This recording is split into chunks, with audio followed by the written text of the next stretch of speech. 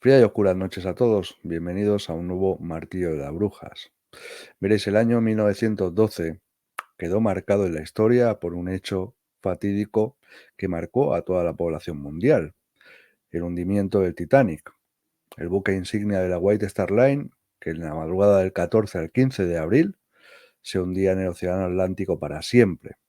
También fue un año en el que perdimos un escritor que en el momento de su muerte no contaba con el reconocimiento que cuenta a día de hoy. Estoy hablando de Bram Stoker, el autor de la novela de vampiros Drácula. Y es que de vampiros, o más bien dicho, de vampiras, vamos a hablar esta fría noche.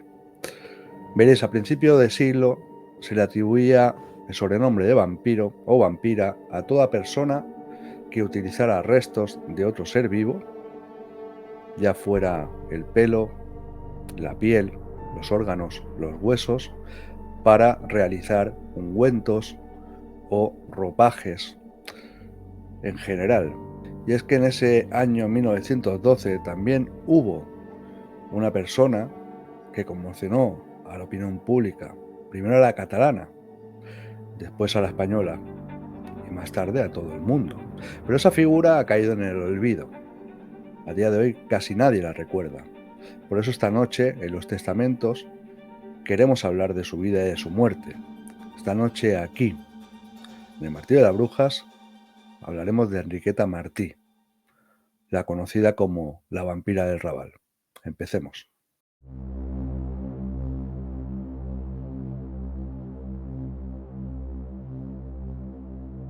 Enriqueta Martí Ripollés nació el 2 de febrero de 1868 en Sant Feliu de Llobregat, Barcelona. No se tiene constancia de que esta mujer, en su infancia, hubiera tenido ningún trauma infantil, ni que hubiera tenido abusos de ninguna parte. De hecho, parece ser que venía de una familia humilde, trabajadora, que como muchas otras intentaba llegar a final de mes. Lo que sí sabemos es que en una edad muy temprana se traslada a la ciudad condal, a Barcelona. Una vez allí, Enriqueta empieza a ofrecer sus servicios como niñera, cuidando niños, porque a Enriqueta le encantaban los niños. Uno de sus sueños desde bien pequeña era ser madre. Un sueño que le llevaría seguramente a cometer los horrores que cometió más adelante. Pero para eso queda un buen rato. Como digo, empezó a trabajar de niñera, pero al poco tiempo empezó a ejercer la prostitución. Enriqueta dijo más tarde que desde que tomó conciencia de su vida se dio cuenta que trabajando como niñera nunca tendría la vida que ella quería tener. Por tanto, empezó a trabajar en esos servicios sexuales, ofreciendo su cuerpo a cambio de dinero. En el año 1895, Enriqueta se casa con un pintor venido a menos, el pintor Joan Pujaló. Con este hombre está alrededor de 10 años. Durante esos años tienen idas y venidas, es un matrimonio bastante tormentoso y se llegan a separar unas 5 veces para luego volver a reconciliarse, hasta que llega una sexta que los separa para siempre. Durante esta etapa, Joan y Enriqueta, supuestamente, según manifestaciones de Enriqueta, tuvieron un niño, el cual lamentablemente pereció a los 10 meses de edad.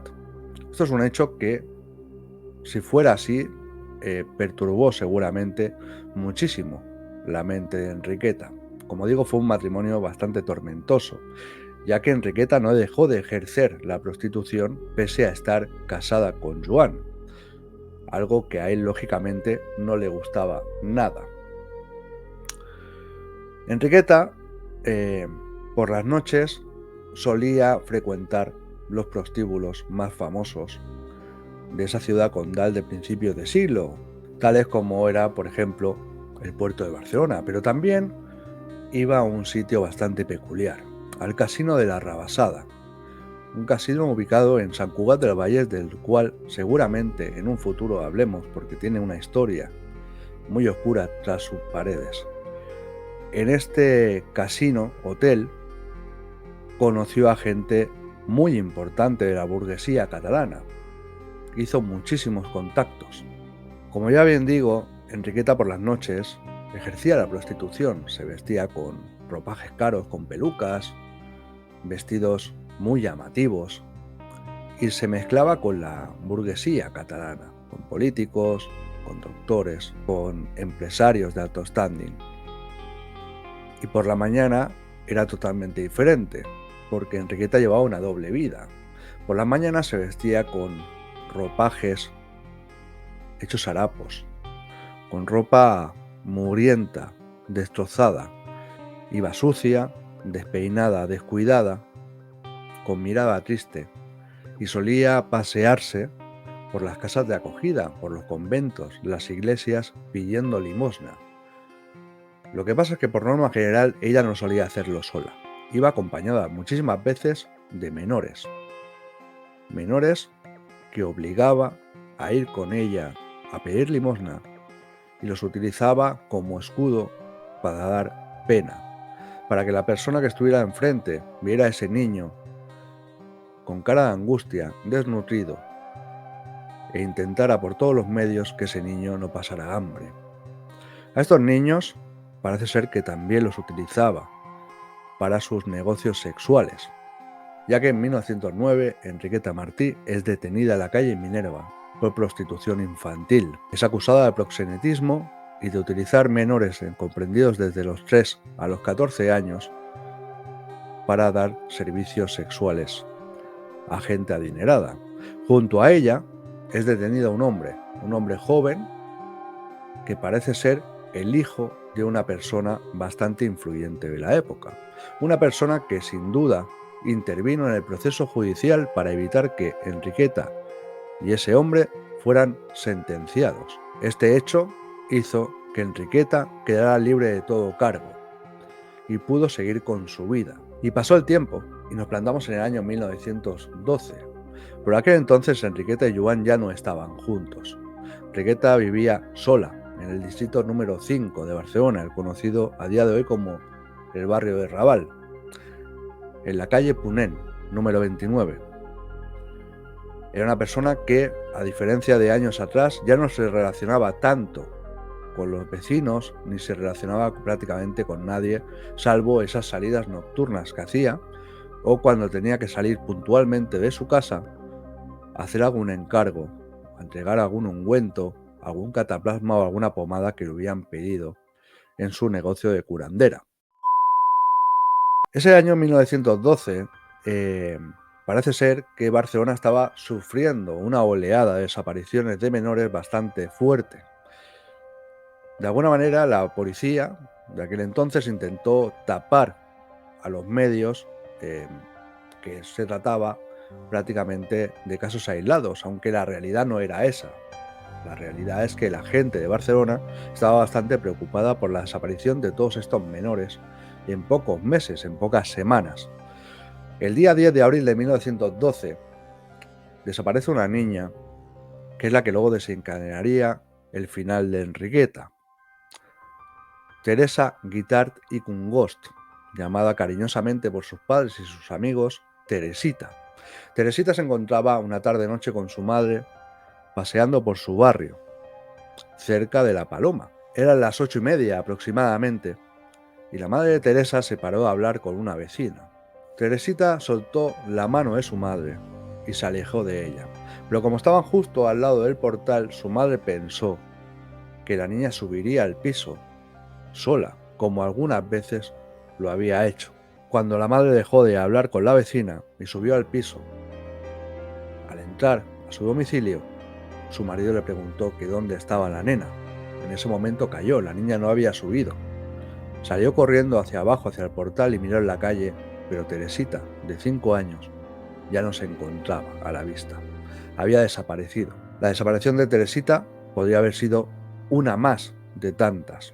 Pero pasaron los días, y el día 17 de febrero, una semana después de la desaparición de Teresa, una vecina de Enriqueta, la señora Claudia Elías, está en casa, en su cocina, y a través de la ventana de su cocina ve como en el piso de Enriqueta se asoma, a través de un cristal, un niño con la cabeza rapada.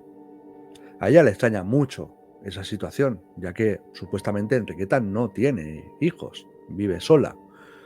Así que, después de observarlo durante varios segundos y ver la cara de desesperación, de desnutrición, esa mirada triste en ese niño con el pelo rapado, decide hablar con el colchonero de su barrio y le dice que cree que ese niño que ha visto con la cabeza rapada podría ser Teresita, ya que había visto en los periódicos la foto de la niña. Y ese rostro angelical era muy parecido al que ella días antes había visto en el diario. El colchonero, casualmente, tiene un amigo que era policía, así que decide comentarle lo que ha visto esa vecina. Y este policía informa a su brigada, a la brigada Ribot. 10 días después de este suceso, el 27 de febrero, la brigada Ribot se presenta en el domicilio de Enriqueta Martí hacia las 7:30 de la mañana. Toca la puerta y le informa a Enriqueta que ha sido denunciada por tener gallinas en el domicilio. Lógicamente, aquí ella le deja de entrar dentro del domicilio y al entrar el brigada Ribot se sorprende al encontrar a 2 menores dentro de la vivienda. Uno de ellos con la cabeza rapada, el supuesto niño que la señora Claudia había visto días antes, pero no se trata de un niño, sino una niña. Y efectivamente se trata de Teresa Guitar Congost, la niña secuestrada el día 10 de febrero. Inmediatamente Enriqueta intenta buscar excusas y explicaciones sin ningún sentido para dar explicación a eso que están presenciando los policías en ese momento. El otro menor que le acompaña también es una niña. Esa niña dice ser la hija de Enriqueta y dice llamarse Angelita. Esta niña, al igual que Teresa, tiene 5 años de edad. En uno de los momentos en que Enriqueta es retenida en el domicilio por efectivos policiales, el brigada Ribot habla con Teresa, la cual le cuenta que el día que desapareció, al alejarse de su madre, encontró una señora vestida de negro, corpulenta, que con voz muy amable le ofreció acompañarla para darle dulces.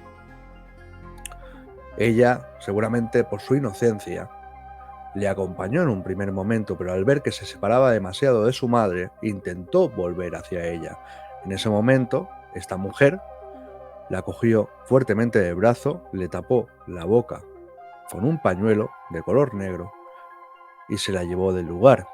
Esta mujer era Enriqueta Martí. Por otro lado, Angelita testiguó una historia mucho más siniestra y mucho más aterradora. Y es que Angelita le dijo a la policía que días antes de que llegara Teresa, había otro niño con ella, de nombre Pepito, también de 5 años, un niño rubio y muy alegre, que jugaba siempre con ella. Lo quería como un hermanito. Una noche estaba durmiendo y escuchó ruido en la cocina. Ella se despertó para ver lo que pasaba y fue entonces cuando encontró a su madre, como ella llamaba a Enriqueta, que cogía a Pepito del cuello, lo sostenía en alto, lo tumbaba encima de la mesa de la cocina y con un cuchillo acababa con su vida. Le dio tanto miedo que salió corriendo hacia el dormitorio, se acostó en la cama y se hizo la dormida. Imaginad cuál es el terror que tuvo que sentir esta niña, solamente de 5 años, cuando vio tal acto de brutalidad. Lógicamente, Brigada Ribot quedó totalmente en shock por lo que estaba escuchando de la menor. Ella le descubrió cómo iba vestido Pepito y casualmente en un saco en la cocina encontraron una ropa ensangrentada de las mismas características y un cuchillo con sangre. Preguntándole a Enriqueta sobre todo esto, Enriqueta en un primer momento, como he dicho antes, empezó a poner excusas. Dijo referente al niño, a Pepito, que este niño se le ofrecieron los padres del niño para que ella lo cuidara porque estaba desnutrido y que estaba muy malito y decidió llevarlo al campo porque ya no sabía qué hacer. Por otro lado, en el registro del domicilio se encontró un libro de cuentas, un libro con una lista de nombres, prácticamente encriptado, en un lenguaje muy extraño, pero firmado con iniciales y también con direcciones y nombres de entrever. Al ver este diario, la policía preguntó a Enriqueta de qué se trataba, a lo que ella contestó: yo sé que me subiréis al paredón y sé que de esto no me voy a escapar. Así que lo único que os aconsejaría es que tirarais las paredes abajo, porque ya que yo voy a caer, quiero que caigan todos los responsables. La policía empezó a buscar por la casa, también por otros 3 domicilios que Enriqueta tenía en su haber, una en la calle Picaltés, la otra en la calle Tallers y otra en los Jocs Florals de Sants. Parte de estos 3 domicilios, la familia de Enriqueta Martí también tenía una propiedad en Sant Feliu de Llobregat, donde había nacido Enriqueta. En el registro de estas propiedades, la policía encontró, tras falsos techos y falsas paredes, multitudes de huesos pertenecientes a menores, cabelleras arrancadas prácticamente de raíz, sobre todo de pelo rubio. En uno de los jardines, en la casa de Jocs Florals, encontraron la calavera de un niño de 3 años.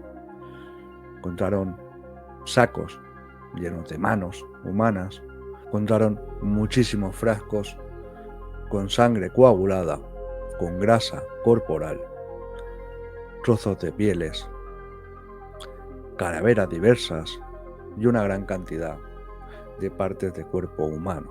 Me parece totalmente perturbador. Enriqueta, al final, después de presentar los prácticamente 30 cuerpos en total, confesó haber sido parte del proceso de estos asesinatos, ya que ella siempre mantuvo que no era la única culpable. Enriqueta fue llevada a prisión, pero casualmente no llegó a ser juzgada, porque tiempo después, antes de que se procesara el juicio, Enriqueta murió en extrañas circunstancias. Hay 3 versiones diferentes de la muerte de Enriqueta. La primera de ellas es que Enriqueta sufría de una enfermedad larga que finalmente acabó con su vida. La segunda, que fue linchada por el resto de presas en el patio de la cárcel hasta su muerte. Y la tercera, que quizás por la que yo más abogo, es que fue envenenada a través de su comida para silenciarla. ¿Por qué digo esto?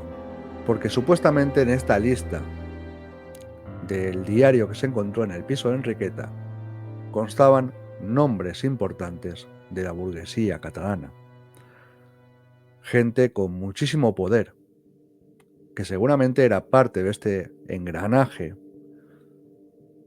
que a través de los secuestros, asesinatos y mutilaciones de estos menores, ellos conseguían esos ungüentos milagrosos que Enriqueta preparaba a cambio de una gran suma de dinero que supuestamente podían a lo mejor curar la tuberculosis, que era una enfermedad bastante contagiosa y bastante peligrosa en esos principios del siglo XX.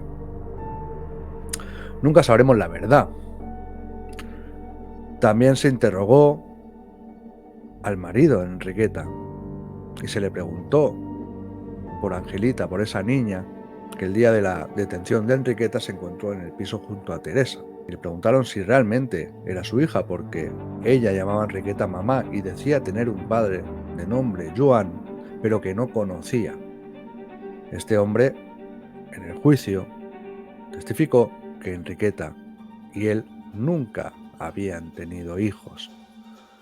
Nunca había estado embarazada. De hecho, en su relación, en su matrimonio, Enriqueta había mentido con un falso embarazo a Joan. Volveríamos entonces al inicio de la historia en la cual dijimos que perdió un niño, pero que supuestamente luego se demostró que nunca había estado embarazada, ni nunca había podido parir a nadie. Por lo tanto, se corroboró que la historia de Joan era cierta. No sabemos de quién era realmente esta niña, ¿vale? Seguramente pues, llevaría a una casa de acogida o sería entregada a su familia, la cual reclamaría, ¿no? Porque la fotografía de las dos menores fueron enseñadas en el diario. Lo que nunca sabremos es si realmente Enriqueta actuó sola como asesina en serie, simplemente para intentar de alguna manera paliar ese oscuro y siniestro interior que tenía, o si fue parte, una pequeña parte, de algo mucho más grande y con mucho más poder.